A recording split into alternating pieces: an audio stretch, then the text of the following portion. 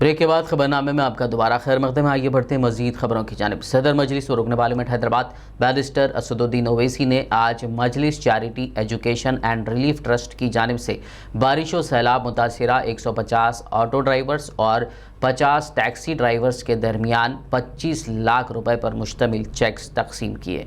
सदर मजलिस व रुकन पार्लियामेंट हैदराबाद बैरिस्टर असदुद्दीन ओवैसी ने शहर हैदराबाद में हालिया हुई शदीद बारिश व सैलाब के 200 ऑटो व टैक्सी ड्राइवर्स में Majlis charity education and relief trust की जानिब से 25 लाख रुपये पर मुश्तमिल रिलीफ चेक्स तकसीम किए। तकरीब में जनरल सेक्रेटरी मजलिस व रुकन असम्बली याकुतपुरा सैयद अहमद पाशा खादरी, रुकन असम्बली नामपली जाफर हुसैन मेराज, MLC रियाजुल हसन आफंदी, सूदर इब्तदाई मोतमदीन के अलावा इस्तिफादा कुनिंदगान की कसीर तादाद मौजूद थी। इस दौरान हल्का असम्बली कारवान याकुतपुरा बहादुरपुरा के बारिश और सैलाब की वजह से ऑटोज और टैक्सीज को हुए नुकसानात के बायस ड्राइवर्स में चेक्स की तकसीम अमल में लाई गई। बारिश और सैलाब मुतासरा गाड़ियों की मरम्मत व दुरुस्तगी और वहीं उन ड्राइवरों को रोज़गार से मुंसलिक करने की खातिर मजलिस इत्तेहादुल मुस्लिमीन की जानिब से इमदादी चेक्स की तकसीम अमल में लाई गई। मजलिस इत्तेहादुल मुस्लिमीन की जानिब से मजलिस एजुकेशन एंड चैरिटेबल ट्रस्ट की तरफ से आज टैक्सी कैब और ऑटोज़ जो अक्टूबर के महीने में हैदराबाद में जो 100 साल की बारिश का रिकॉर्ड तोड़ बारिश हुई थी, जिससे सैलाब आया था और हैदराबाद के बहुत से इलाके इस सैलाब से मुतासिर हुए। और मेरी ज़िंदगी में मैंने इस तरह का 25 साल की अपनी सियासी ज़िंदगी में मैंने इतनी बड़ी तबाही और बर्बादी नहीं देखी, और इसमें कई लोगों की जानें भी गईं और साथ ही साथ कई हज़ारों की तादाद में घर में पानी भी आया, जिससे घर के सामान का, घरेलू अशिया का और उसका कई नुकसान भी हुआ। कई ऑटोज़ और टैक्सी ड्राइवर, उनकी गाड़ियां भी पानी में डूब गई थीं। तो अल्हम्दुलिल्लाह मजलिस की अराकीन असम्बली की, सदर मोतमदीन और अराकीन बल्दिया की नुमाइंदगी हुई और उस 3-4 दिन में काफ़ी राहत का काम ना सिर्फ मजलिस बल्कि दीगर हैदराबाद के मुख्तलिफ़ NGOs ने किया। उन्होंने भी अपनी तरफ से इमदादी और राहत कारी के काम में हिस्सा लिया। मैं उन तमाम लोगों का शुक्रिया अदा करता हूं कि हम तमाम ने मिलकर एक होकर उस वक्त हमने तमाम अवाम की मदद की।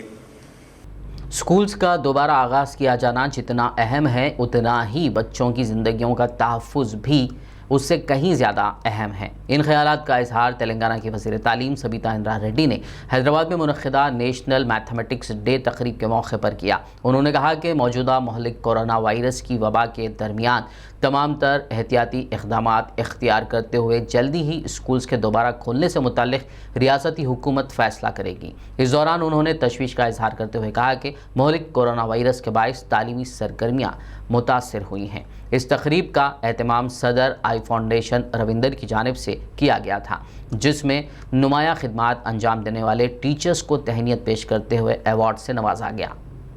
तेलंगाना के ज़िले जगतियाल के गोलपल्ली में हालात उस वक्त कशीदा हो गए जब ज़िले के दौरे पर आए मिनिस्टर के ईश्वर के काफ़िले को बीजेपी कारकुनों ने रोकना चाहा। इस दौरान बीजेपी और टीआरएस कारकुनों के दरमियान ज़बरदस्त झड़प हुई और तनाज़ा बढ़ने पर दोनों पार्टियों के लीडर्स भी आपस में टकरा गए। मिनिस्टर के आने से पहले ये सब होने पर पुलिस पहुंची और उसने बीजेपी के लीडर के अंजैया के साथ और कई बीजेपी लीडरों को गिरफ्तार कर लिया।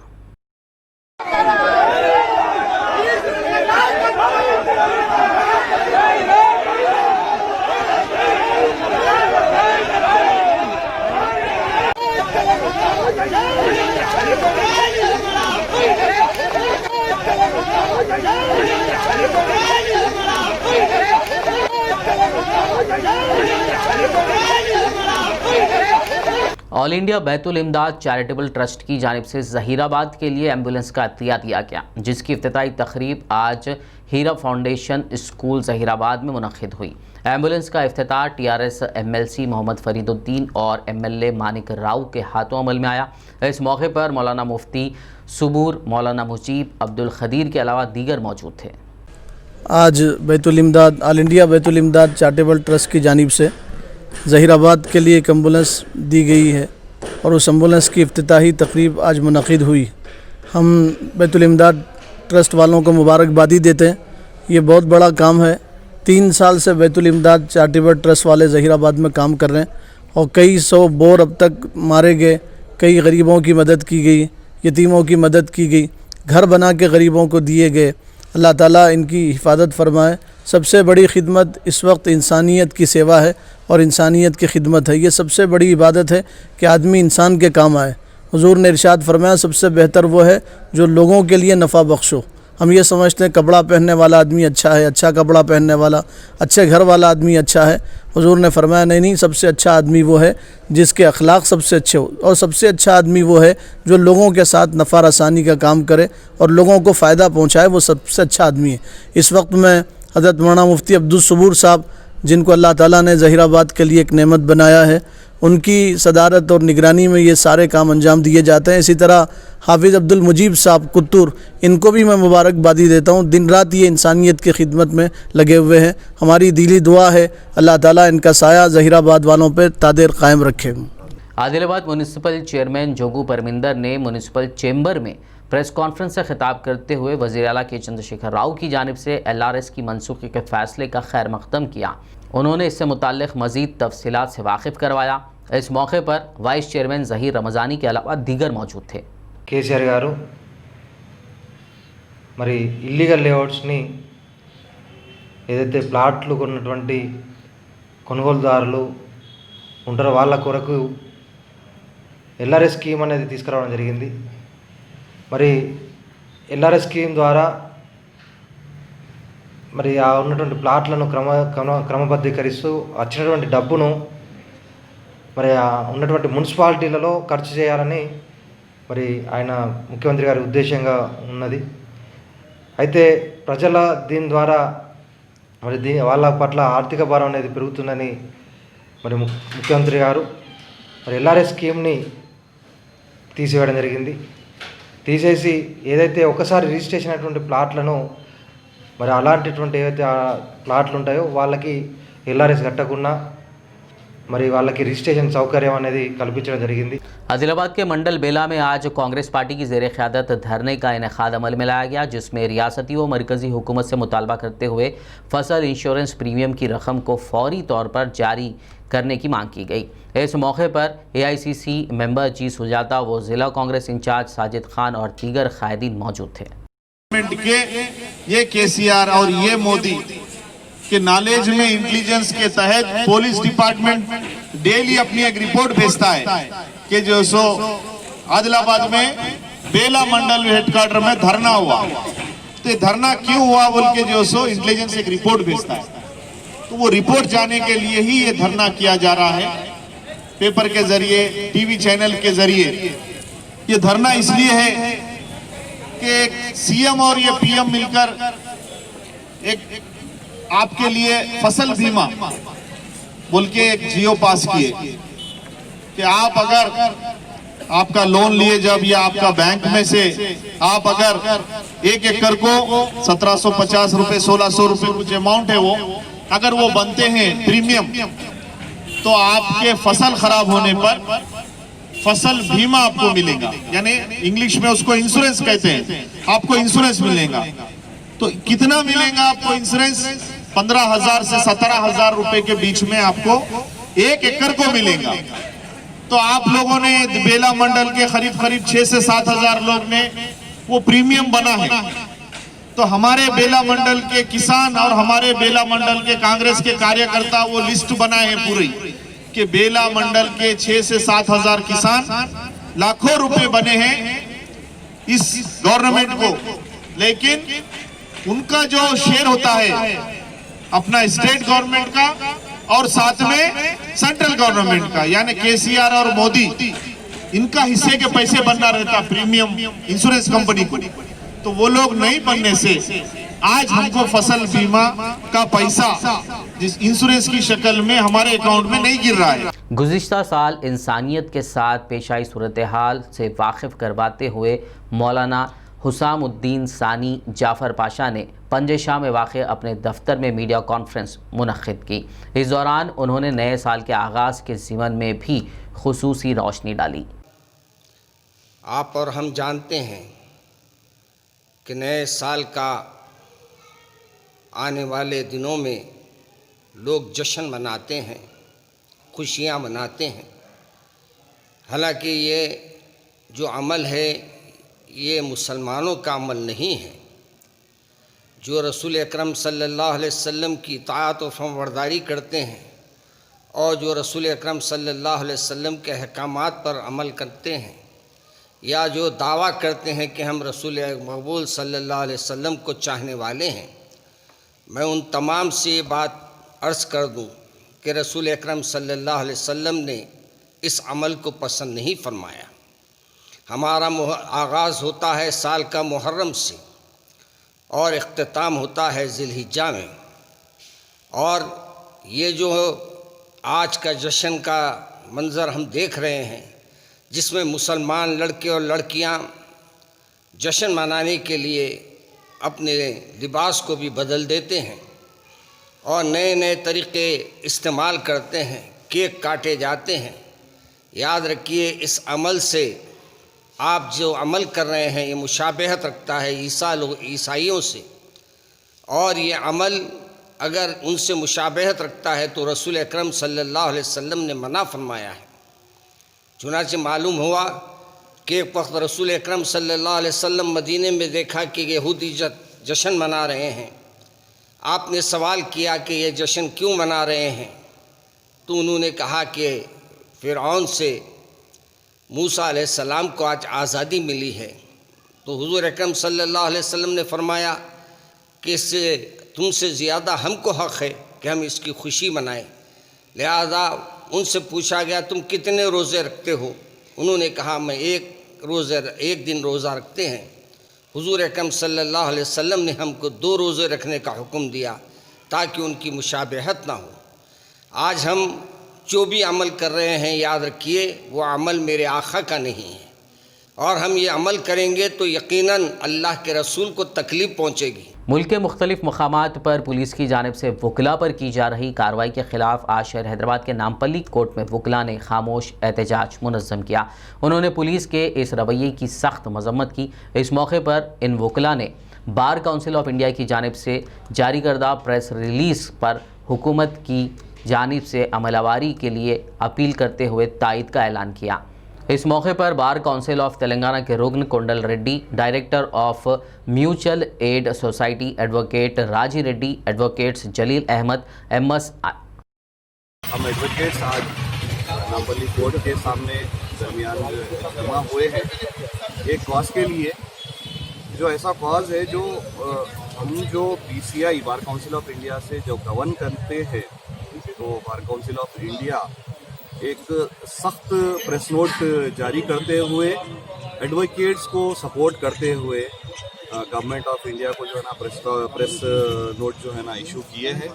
उसमें जो है ना जो एट्रॉसिटी हो रही है एडवोकेट्स के खिलाफ सारे मुल्क में, कहीं एक शहर या एक रियासत नहीं, सारे मुल्क में जो एट्रॉसिटी हो रही है उनके खिलाफ एक प्रेजेंटेशन जो है ना प्रेस रिलीज के जरिए दिए हैं। और जो आने वाले दिनों में जो सिस्टम बिल्कुल वर्चुअल होने वाला है, यानी जो मोबाइल टू मोबाइल या फिर जो है ना व्हाट्सएप पे जो होने वाला है, जो जिसका जो है ना अभी पाइपलाइन में जो है ना है प्रपोजल, उसको भी जो है ना हमारे बार काउंसिल के चेयरमैन साहब जो है ना लेटर लिख के बोले हैं कि ये मुमकिन नहीं है, इन फ्यूचर भी ये जो है ना एक्सेप्टेबल नहीं है। इस बात को लेकर के सारे मुल्क भर में वकीलों के ऊपर पुलिस का जो जुल्म बढ़ता जा रहा है, जिस तरह से उत्तर प्रदेश में वकीलों को मारा गया, जिस तरह से दिल्ली में मारा गया, और हाल ही में एक सीनियर एडवोकेट महमूद प्रजा साहब के दफ्तर में पुलिस का रेड किया गया। ये पुलिस की मनमानी, ये एट्रॉसिटीज को देखते हुए बार काउंसिल ऑफ इंडिया ने जो प्रेस रिलीज इशू किया है, जो गवर्नमेंट को डायरेक्शन रिक्वेस्ट किया है, उसकी हम तायद करते हुए आज साइलेंट सिट आउट किए हैं यहाँ पर। करीमनगर पुलिस कमिश्नर कमलासन रेड्डी की जानिब से हर साल की तरह इस साल भी पुलिस ट्रेनिंग सेंटर करीमनगर में बेहतरीन अंदाज में एक ख़ास इजलास मुनक़्क़िद किया गया। इस इजलास में उन्होंने मीडिया से बात करते हुए सालाना पुलिस की कारकर्दगी पर रिपोर्ट कार्ड पेश किया। इस मौके पर पुलिस कमिश्नर ने कहा कि लॉ एंड ऑर्डर और ट्रैफिक को बखूबी अंदाज में कंट्रोल किया गया। उन्होंने तमाम सहाफ़ियों और पुलिस अमले का दिल से शुक्रिया अदा किया, क्योंकि कोरोना के वक्त लॉकडाउन के दौरान जो कर्फ्यू रखा गया था उसमें अहम रोल अदा करते हुए फ़राइज़ की अंजामदेही की। वहीं उन्होंने आवाम को मशवरा दिया कि इस साल सड़कों पर नया साल का जश्न ना मनाएं, बल्कि खामोशी से घर पर ही नए साल का इस्तकबाल करेंगे। इस दौरान पुलिस के आला ओहदेदार मौजूद थे। कामारेड्डी एसपी एस श्वेता रेड्डी ने बांसवाड़ा पुलिस स्टेशन का दौरा करते हुए मुआयना किया। इस मौके पर DSP Jaipal Reddy, rural circle inspector Chandrashekhar, town CI Ramakrishna Reddy के अलावा दीगर मौजूद थे। इस दौरान उन्होंने ज़रूरी हिदायत भी दी। टीम इंडिया के साबिक़ कप्तान अजहरुद्दीन सड़क हादसे में महफूज रह गए। इत्तलात के मुताबिक उनकी गाड़ी राजस्थान के सोरवाल में उलट गई। वो अपने अरकान ख़ानदान के साथ जा रहे थे कि यह हादसा पेश आया। ताहम तमाम लोग करिश्माती तौर पर महफूज रह गए। हादसे के बाद वो तमाम दूसरी गाड़ी से वहाँ से रवाना हुए। आंध्र प्रदेश में एक अजीबोगरीब वाक़या पेश आया, जिसमें एक लंगूर एक शख्स के पास मोहब्बत से आकर बैठ गया और इसी असना में लंगूर ने बड़ी ही बेरहमी से अपने कैनॉन दांतों के ज़रिए उसकी खोपड़ी तोड़ दी, जिसके बायस वो शदीद ज़ख्मी हो गया। इस वाक़े का वीडियो सोशल मीडिया पर वायरल हो गया। गुंटूर के पेडुराला मंडल के जोलापल्ली देहात में ये वाक़या पेश आया है। आज से ठीक 14 साल पहले यानी 30 दिसंबर 2006 को इराक़ के साबिक़ सदर सद्दाम हुसैन को फांसी दे दी गई थी। सद्दाम हुसैन की ज़िंदगी में भी उनके बारे में कई बातें मशहूर थी और अब उनकी मौत के बाद भी उनके बारे में कई खुलासे हो रहे हैं। आइए जानते हैं सद्दाम हुसैन की बरसी पर उनके आखिरी पलों के बारे में हैरत अंगेज़ इंकशाफात पर मुबनी यह ख़ास रिपोर्ट। इराक़ के साबिक़ सदर सद्दाम हुसैन की मौत के बाद भी उनके बारे में नए नए खुलासे हो रहे हैं। अब उनकी 14वीं बरसी के मौके पर इंकशाफ हुआ है कि साबिक़ इराक़ी सदर सद्दाम हुसैन को फांसी दिए जाने पर अमेरिकी फ़ौजी भी रोए थे। इराक़ के साबिक़ सदर सद्दाम हुसैन की सिक्योरिटी पर लगे 12 अमेरिकी फ़ौजी उनकी ज़िंदगी के बेहतरीन दोस्त तो न थे, ताहम वो उनके आखिरी दिनों में बेहतरीन साथी रहे। ये 551 मिलिट्री पुलिस कंपनियों से सेलेक्टेड थे और उन्हें सुपर 12 कहा जाता है। इन मुहाफिजों में से एक विल बार्डेनवर्पर थे, जिन्होंने the prisoner in his palace book लिखी, जिसमें उन्होंने सद्दाम हुसैन की जिंदगी के आखिरी दिनों के बारे में लिखा। विल बार्डेनवर्पर का कहना है कि जब सद्दाम हुसैन को फांसी देने वाले अहलकारों के सुपुर्द किया जा रहा था तो उनके तमाम मुहाफिजों की आंखों में आंसू थे। अपने एक साथी एडम फॉग्रेसन का हवाला देते हुए किताब के राइटर ने लिखा कि हमने सद्दाम को कभी भी नफ्सियाती मरीज और कातिल के तौर पर नहीं देखा, हम उन्हें ग्रैंडफादर के तौर पर देखते थे। राइटर विल बार्डेनवर्पर का कहना था कि आखिरी दिनों में सद्दाम का दूसरों के साथ रवैया बहुत नरम था और उन्होंने ये तासुर नहीं छोड़ा कि वो बहुत जालिम हुक्मरान थे। अगरचे सद्दाम के मुहाफिजों को हुक्म दिया गया था कि वो उनसे करीब ना जाएं, लेकिन जैसे जैसे वक्त गुजरता गया अमेरिकी मुहाफिजों की सद्दाम से दोस्ती बढ़ती गई। जब भी सद्दाम को वक्त मिलता था तो वो सिपाहियों से पूछते थे कि उनके खानदान की हिफाजत कौन करता है। इस किताब का सबसे हैरान कुन हिस्सा वो है जिसमें बताया गया कि अमेरिका का दुश्मन समझे जाने वाले सद्दाम की मौत पर अमेरिकी फौजी बहुत गमगीन हुए। इन सिपाहियों में शामिल एडम रोथरसन ने राइटर को बताया कि जब सद्दाम को फांसी दे दी गई, हमें लगा हमने उन्हें धोखा दिया है, हम खुद को कातिल तस्वुर करते थे। हमें लगा जैसे हमने एक ऐसे शख्स को कत्ल कर दिया है जो हमारे बहुत करीब था। जब सद्दाम को फांसी दे दी गई और उनकी लाश को बाहर लाया गया तो बाहर मौजूद भीड़ में शामिल लोगों ने उन पर थूकना शुरू कर दिया और उन्हें गालियां देने लगे।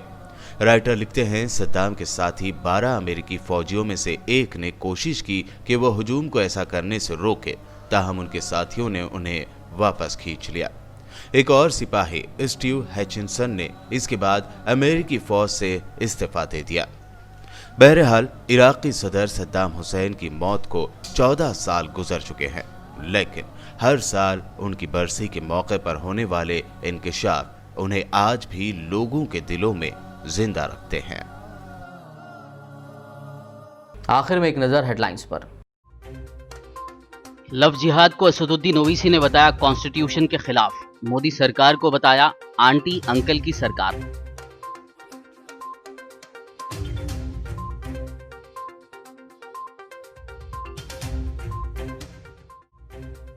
हिंदू तंजीमों की शिद्दत पसंदी को दिखाता असदुद्दीन ओवैसी का ट्वीट वायरल, कहा मस्जिदों को तोड़कर ऐसे कट्टर लोग महसूस करते हैं फख्र और सुकून।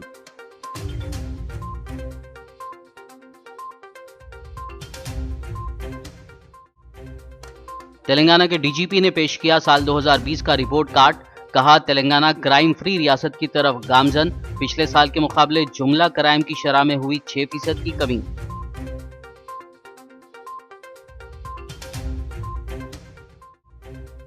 स्कूल्स का दोबारा आगाज किया जाना जितना अहम उतना ही अहम है बच्चों की जिंदगियों का तहफ्फुज। वजीर तालीम सविता इंदिरा रेड्डी का बयान, कहा स्कूल्स के दोबारा खोले जाने के मुतालिक हुकूमत लेगी जल्द फैसला।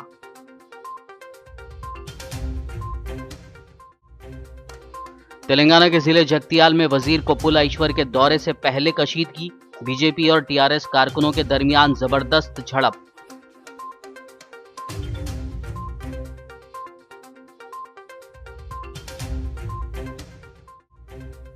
साबिक इराकी सदर सद्दाम हुसैन की आज 14वीं बरसी।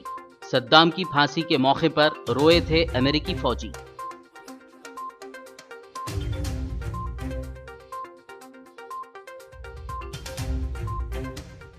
खबरनामे में फिलहाल बस इतना ही। ताज़ा तरीन अपडेट्स के लिए देखते रहिए BBN न्यूज़ और YouTube पर हमारे चैनल को सब्सक्राइब कीजिए। फेसबुक और YouTube के हमारे वीडियोस को लाइक और शेयर ज़रूर कीजिए।